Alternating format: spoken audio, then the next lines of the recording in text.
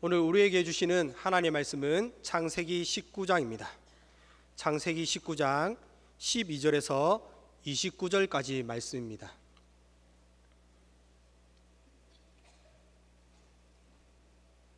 한 절씩 교독하겠습니다. 그 사람들이 롯에게 이르되 이외에 내가 속한 자가 또 있느냐? 내 사위나 자녀나 성중에 내게 속한 자들을 다 성 밖으로 이끌어내라.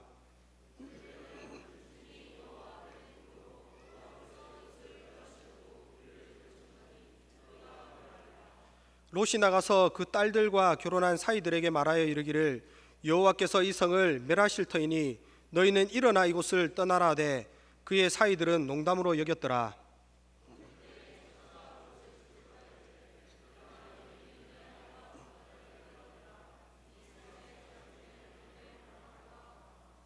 그러나 롯이 지체하매 그 사람들이 롯의 손과 그 아내의 손과 두 딸의 손을 잡아 인도하여 성 밖에 두니 여호와께서 그에게 자비를 더하심이었더라.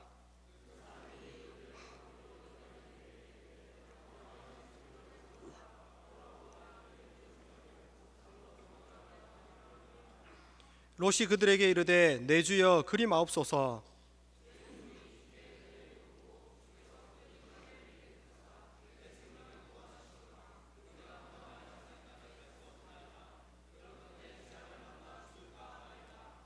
보소서 저 성읍은 도망하기에 가깝고 작기도 하오니 나를 그곳으로 도망하게 하소서.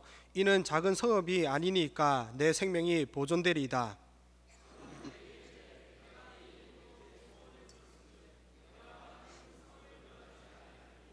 그리로 속히 도망하나 내가 거기 이르기까지는 내가 아무 일도 행할 수 없노라 하였더라. 그러므로 그 성읍 이름을 소알이라 불렀더라. 여호와께서 하늘 곧 여호와께로부터 유황과 불을 소돔과 고모라에 비같이 내리사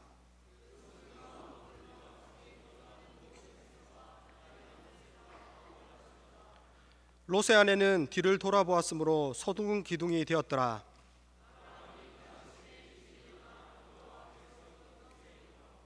소돔과 고모라와 그 온 지역을 향하여 눈을 들어 연기가 옹기가마의 연기같이 치솟음을 보았더라.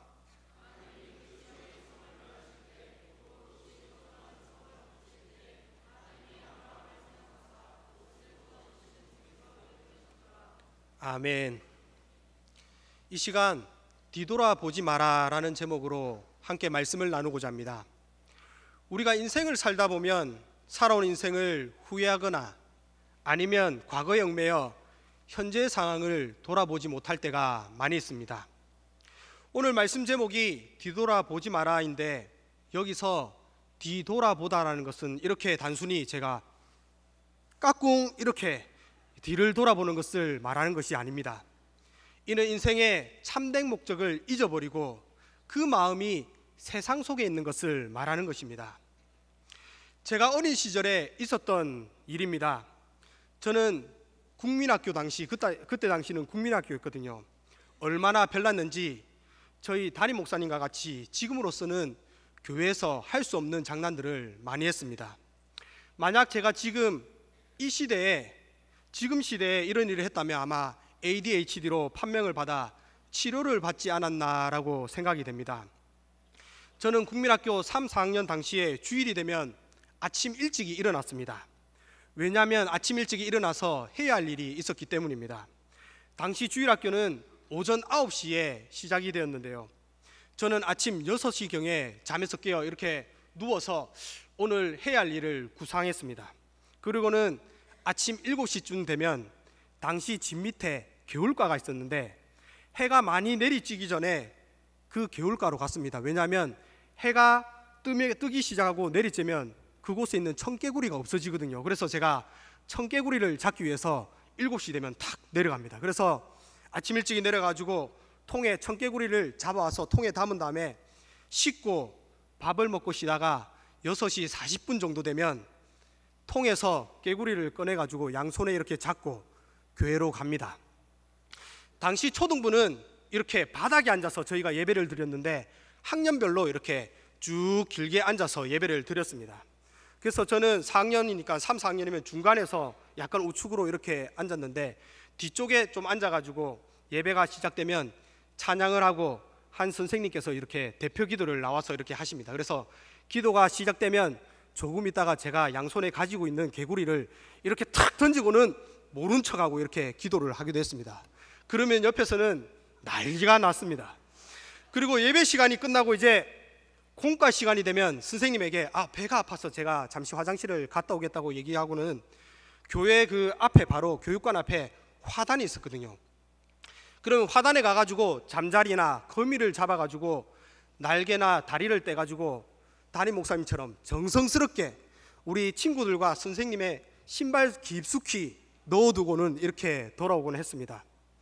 그러던 어느 주일날 제가 그날은 이상하게도 몸의 컨디션이 좀 안 좋아가지고 아무 장난도 하지 않고 예배를 정말로 잘 드렸습니다. 예배를 마치고 난 뒤에 선생님들께서 우르르 몰려와서는 다짜고짜 저에게 신발이 어딨냐고 막 물으시는 것이었습니다. 친구들의 신발을 제가 숨기지 않았는데 저의 말을 믿어주지 않았고 저를 무조건적으로 다그쳤습니다. 그때 저는 생각했습니다.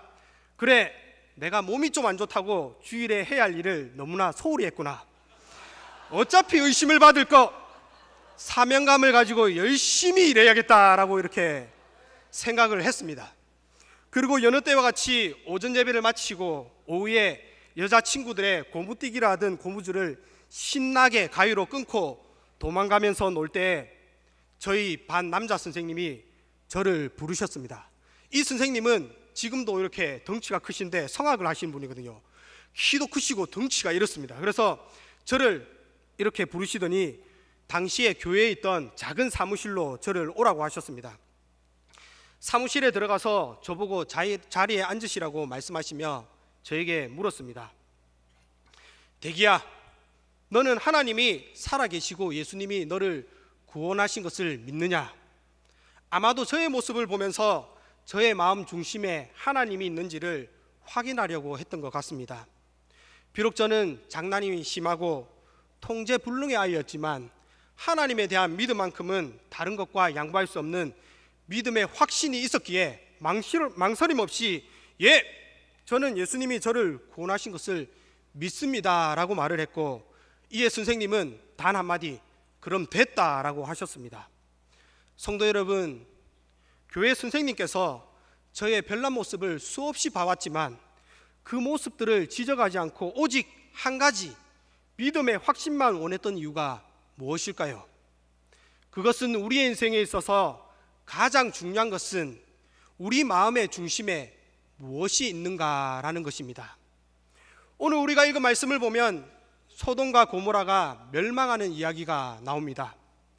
그곳에는 아브라함의 조카 롯이 살고 있었는데 원래 롯은 아브라함과 함께 갈대아 우르를 떠나 하나님이 보여주실 새로운 땅을 향하여 나아갔습니다. 롯은 아브라함과 함께 여러 해를 생활하는 가운데 물질적인 번성을 이루었고 좁은 땅에서 아브라함의 목자와 롯의 목자는 서로 다투는 일이 생기게 되자 서로 지역을 달리하여 살게 되었습니다. 이제 롯은 자신이 살 곳을 선택하게 되었는데 그는 다른 것이 아닌 물질의 풍요를 바라보았습니다. 그가 선택한 소돔은 물이 넉넉하고 마치 여호와의 동산 같은 곳으로 소돔에 대한 동경심을 바라보며 그것을 선택하였던 것입니다. 그는 하나님이 주신 산에서 아브라함과 함께 사는 것에 만족하지 못하였고 더 활기찬 사람이 보기에 좋은 땅, 정말로 젖과 꿀이 흐르는 물질적으로 풍요한 땅을 선택해 그 길을 나갔습니다. 롯은 그가 원하던 풍요로운 삶을 위하여 소돔 땅을 선택한 바와 같이 얼마 후에 롯은 소돔에 거주하는 자로 나타나고 있으며 그는 높은 위치에 거하는 자가 되었습니다. 19장 1절 말씀입니다. 함께 읽겠습니다. 저녁 때에 그 두 천사가 소돔에 이르니 마침 롯이 소돔 성문에 앉아있다가 그들을 보고 일어나 영접하고 땅에 엎드려 절하며, 롯이 소돔 성문에 앉았다라는 말이 나타나고 있는데 이 성문은 장로들이나 중요한 인사들이 앉는 곳이며 그곳은 재판을 하던 곳이었습니다. 따라서 롯이 성문에 앉았다라는 것은 그가 높은 지위에 올라 사람들을 재판하고 판단할 수 있는 권력을 가졌다는 것을 의미하고 있습니다. 오늘날 우리 교회 공동체 안에 믿음을 가진 자가 세상에서 이러한 성공적 위치에 올랐다면 아마도 수많은 사람들이 그를 칭찬하고 그를 축하해 주었을 것입니다. 그러나 롯은 그러한 사람이 아니었습니다. 그는 악인의 길을 따랐으며 죄인들의 길에 섰으며 오만한 자들의 자리에 앉았으며 주야로 율법을 묵상하지도 않고 시냇가에 심은 나무가 아니라 바람에 나는 겨와 같이 위태한 삶을 살고 있었습니다. 성도 여러분, 롯의 문제가 무엇입니까? 그가 세상 사람들 가운데서 세상 문화 속에서 살았고 그곳에서 성공하였기 때문입니까? 아닙니다. 그의 문제는 처음부터 잘못된 동기를 가지고 소돔에 들어갔다는 것입니다. 그는 소돔을 하나님의 나라로 바꾸기 위해 들어간 것이 아니라 지극히, 정말로 지극히 자신의 욕망을 채우기 위하여 들어갔다는 것입니다. 그리고 또 하나의 문제는 그곳 소돔이 악한 도시였다는 것입니다. 그 땅은 물질적으로 풍요롭고 육신의 만족을 채워줄 수 있을지는 모르지만 죄악으로 가득한 땅이었습니다. 특히 소돔과 고모라는 하나님께서 지극히 가증히 여기시는 동성애가 성행하는 곳이었기에 하나님께서는 그곳을 멸망시키기로 결심하셨다는 것입니다. 5절 말씀 함께 읽겠습니다. 롯을 부르고 그에게 이르되 오늘 밤에 내게 온 사람들이 어디 있느냐 이끌어내라 우리가 그들을 상관하리라. 하나님께서 롯을 구원하기 위하여 두 천사를 보내셨는데 그곳 소돔 주민들은 롯의 집에 들어온 낯선 남자들을 보고서는 자신들에게 이끌어내면 우리가 그들을 데리고 가서 서로 상관할 것이라고 말씀합니다. 여기서 상관할 것이라는 이 단어는 히브리어로 야다, 즉 알다라는 뜻인데 이 야다는 감각기관을 통해서 아는 것 외에도 마음의 경험이나 이것을 통해 깨닫는 것, 즉 성관계를 갖는 것에 대한 표현으로 사용이 되었습니다. 즉 이들은 자신들의 변태적인 성적인 욕구를 채우기 위해 하나님께서 제정하신 창조 질서와 성윤리에 위배되는 가증스러운 행위들을 그동안 해왔고 또한 지금 이 악한 일을 행하려고 하고 있다는 것입니다. 오늘날 우리가 살아가는 세상을 바라보면 동성애에 대하여 이제 시대가 바뀌고 삶의 환경이 많이 변화되었기에 말씀에 대하여 적용하는 것을 시대에 따라 조금씩 달라져야 된다라고 생각하는 사람들이 있습니다. 이미 기독교 국가라는 미국도 동성애에 대하여 인정하는 분위기가 되었고 우리나라도 동성애에 대하여 자신들의 성적 취향이고 원래 그렇게 태어난 것이니 이는 죄가 아니라 원래 성향이다라고 말을 하기도 합니다. 그러나 우리가 분명하게 기억해야 할 것은 동성애는 시대를 막론하고 하나님께서 그 도시 전체를 싸그리 멸망시키실 만큼 극심한 죄악이라는 사실을 명심하시기 바랍니다. 하나님께서는 이러한 소돔 가운데서도 하나님의 사람 의인 롯을 생각하셨습니다. 비록 롯은 세상 물질을 따라 그곳을 선택하였지만 하나님께서는 연약한 롯의 믿음을 보시고 그 한 사람을 구원하시기 위하여 천사를 보내셨습니다. 그리고 롯에게 말씀합니다. 12절 말씀 함께 읽겠습니다. 그 사람들이 롯에게 이르되 이외에 내가 속한 자가 또 있느냐 내 사위나 자녀나 성중에 내가 속한 자들을 다 성 밖으로 이끌어내라. 하나님은 소돔을 멸하시기 결정하셨고 이제 그곳에서 탈출하는 것만이 살 길이 되었습니다. 이 롯은 그 딸들과 결혼할 사위를 찾아가서 말합니다. 여호와께서 이 성을 멸하실 것이니 너희는 일어나서 떠나라. 이 말을 들은 사위들은 이를 농담으로 여겼는데 여기서 농담으로 여긴다는 것은 웃다, 희롱하다라는 뜻으로 사위는 장인의 말을 들으면서 계속 비웃으면서 그게 말이 됩니까? 어디 잠이 덜 깨셨습니까? 라는 식으로 장인을 조롱하기까지 하였다는 것입니다. 우리가 이러한 모습을 볼 때 이 모습은 마치 현 시대를 살아가는 우리의 모습이 아닌가 생각이 듭니다. 세상은 마치 소돔과 고모라처럼 죄악에 물들어 멸망을 향해 나아가는데 사람들은 이를 알지 못하고 세상이 영원할 것처럼 생각하며 예수 그리스도의 복음을 듣고도 이를 비웃으며 조롱하는 것을 볼 때 그러한 생각이 듭니다. 이제 하나님께서는 소돔을 멸하기로 결정하셨고 긴박한 상황이 되었습니다. 동틀 때 천사는 멸망이 임박했음을 알고 롯을 재촉하기 시작합니다.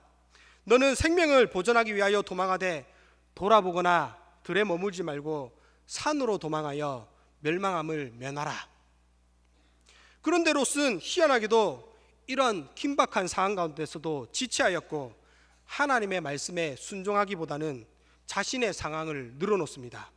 19절 말씀입니다. 함께 읽겠습니다. 주의 종이 은혜를 입었고 주께서 큰 인자를 내게 베푸사 내 생명을 구원하시오나 내가 도망하여 산에까지 갈 수 없나이다. 두렵건대 재앙을 만나 죽을까 하나이다. 성도 여러분, 지금이 어떠한 상황입니까? 조금만 지체하다가는 죽을 수 있는 상황인데 롯은 그럼에도 불구하고 도망하는 것은 알겠지만 나는 산으로 갈 수 없다. 즉 도시 생활을 하며 목축을 하던 내가 산에서 가서는 살 수 없다라고 버티고 있다라는 것입니다. 만약 그가 자기 뒤에 일어날 그 큰 재앙을 생각하였더라면 그 무엇이 두려울 수가 있겠습니까? 오늘날 저와 여러분들도 마찬가지입니다. 우리의 인생 영원할 것 같지만 마치 소돔과 같이 긴급한 상황 가운데 놓여 있습니다. 그런데 지금 바로 코앞에 있는 영원한 지옥의 멸망을 생각하지 못하고 현재 누리고 있는 물질의 풍요를 위해 하나님이 제시하신 구원의 길에서 자신의 이익을 생각하며 롯과 같이 버티고 있지는 않는지 생각해 보아야 할 것입니다. 롯은 이렇게 믿음이 연약한데도 불구하고 하나님께서는 은혜를 베푸셨고 롯은 가까운 성읍 소알이라는 곳, 원래 소돔과 함께 멸망당해야 했던 곳에 피하게 되었고 구원함을 받게 되었습니다. 이제 롯은 소알에 들어갔고 이때 해가 돋았는데 여호와께서 하늘로부터 유황과 불을 소돔과 고모라에 비같이 쏟아내리심으로 그 성들과 온 산과 성에 거주하는 모든 백성과 땅에 난 것을 다 엎어 멸하셨습니다. 그런데 놀라운 사실이 있습니다. 그 놀라운 사실이 무엇인가 하면 이러한 구원의 여정 끝자락에서도 구원함을 받지 못하는 자가 있었다라는 것입니다. 26절 말씀입니다. 함께 읽겠습니다. 롯의 아내는 뒤를 돌아보았으므로 소등 기둥이 되었더라. 여기서 원어로 나바트, 돌아보다라는 단어가 나타납니다. 이는 주시하다, 관심을 보이다라는 뜻으로 롯의 아내는 롯을 마지못해 따라가다가 뒤에 두고 온 그러한 물질적인 풍요를 생각하며 소돔을 주목하여 바라보다가 다른 가족과 달리 오직 그만 심판을 당하여 소등 기둥이 되어 버렸습니다. 사랑하는 성도 여러분, 우리가 하나님의 말씀을 듣고 그 말씀을 따라 사는 가운데 현재 내가 누리는 것에 대하여 손해가 있고 내 생각과 맞지 않고 부당하게 생각되는 일이 있으면 우리는 그 말씀에 대하여 듣지 않습니다. 그리고 생각하기를 이 세상은 하나님의 말씀만으로는 살 수가 없는 세상인데 하나님의 말씀도 말씀이지만 눈치껏 세상과 적당히 타협하고 적당하게 그 상황에 맞게 신앙생활을 해야지라고 생각하면서 말씀보다 자신이 원하는 바를 더 우선시하며 그것에 마음을 두고 살아갑니다. 여러분, 안 그렇습니까? 정말 아니라고 단호하게 말할 수 있습니까? 어른들은 돈을 하나님보다 더 마음에 두고 자녀들은 출세를 위한 공부를 더 마음에 두고 있습니다. 그러나 주님은 우리를 향하여 누가복음 17장 32절에 이렇게 말씀하십니다. 롯의 철을 기억하라. 롯의 철을 기억하라. 이제 말씀을 맺고자 합니다. 우리가 하나님의 말씀보다 세상의 풍요와 쾌락, 그리고 세상의 명예와 권력의 마음에 두고 그곳을 향하여 뒤돌아보게 된다면 결국 우리의 인생은 마르는 풀처럼 시드는 꽃처럼 멸망의 뒤안길로 사라져가는 인생이 되고 말 것입니다. 그러나 아브라함처럼 세상 그 누가 알아주지 않는다 할지라도 하나님의 말씀에 순종하며 우리 마음이 참 생명이신 예수님으로 채워진다면 아브라함의 기도를 통하여 롯이 구원받은 것처럼 저와 여러분을 통하여 하나님의 구원의 역사가 일어날 줄을 믿으시기 바랍니다.